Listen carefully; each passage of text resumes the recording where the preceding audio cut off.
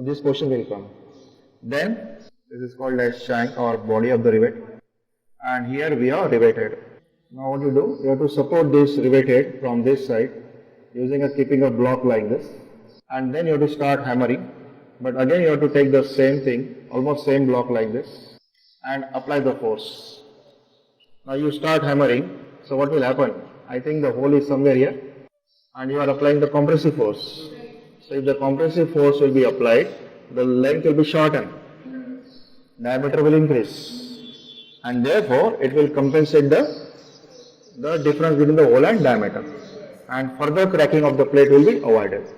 If you make the same hole size, then what will happen? The diameter will go on increasing. If you try to compress this one, the diameter will expand because volume has to remain same. Law of conservation of must satisfy. अगर length कम हो जाए, diameter बढ़ेगा, and if the diameter will increase, it will exert the force on plate. So plate will try to crack.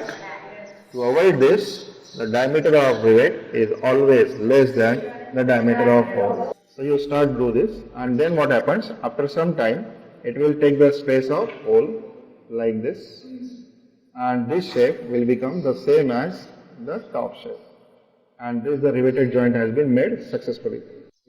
Now once you made the rivet inside this one, there is a chance that again you are applying the force to this plate, and you are applying the force to this plate. When you apply the force on this plate and you apply the force on this plate, you can find here this portion of the rivet is it held in the top plate, and this portion of the rivet will held in the bottom plate. If this strength of here is not sufficient to overcome, suppose the strength is not sufficient, is a weak rivet, then what will happen? The lower portion will become offset, that is this portion will become, and approximately it will going to slide off like this. It means that the rivet has broken, it is sheared off.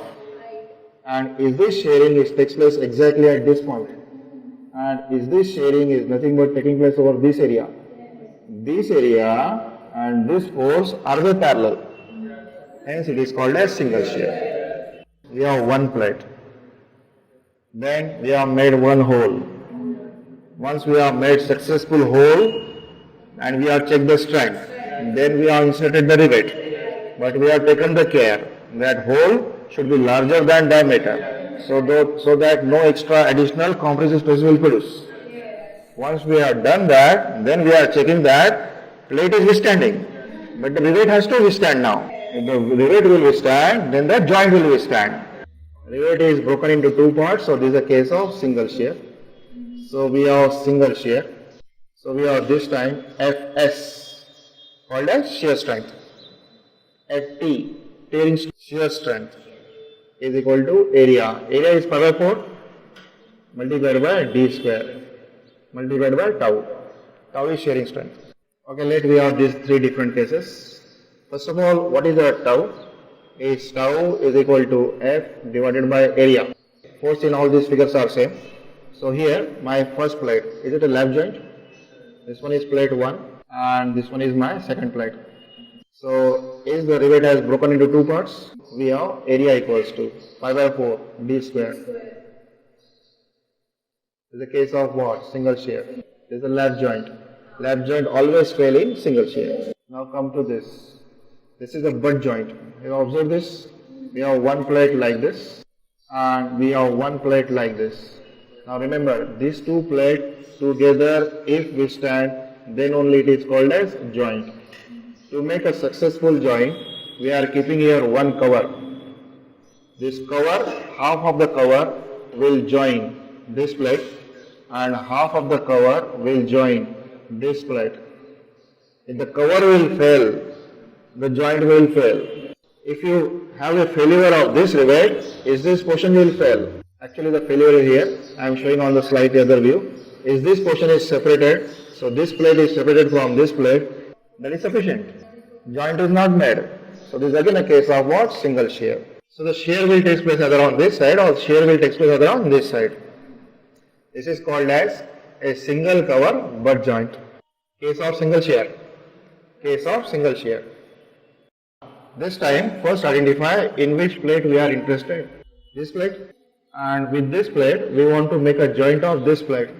To make a joint successful, we have used two straps. One strap here and we have other strap here. So this one is butt with double strap. Double strap. Strap means cover. Now if you want to fail the joint, this entire thing should be cut. This cover, this plate become one part. And this cover and plate will become second part. So is it required that the failure must take place here as well as here also? That is this case is of what? Double shape. Area equal to 2 times 5 by 4 d square. Now we have here this hole is filled with rivet and we are on the top side. This one is force. We are pulling on this side and we are pulling on this side. Naturally this rivet will exert a force on this wall.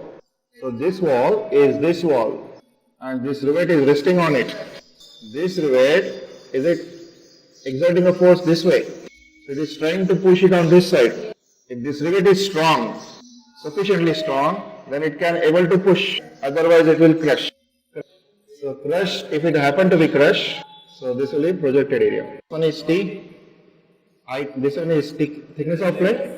This one is diameter. And you are applying the force on this side. So when you are applying the force on this side, you have to view this cylinder from this side. Then you get this hatch portion. And therefore, this area is called as projected area. This projected area will going to resist the crush. Is it D multiplied by T? Called as crushing strength. Projected area multiplied by sigma crushing. What is projected area? D multiplied by T. Sigma.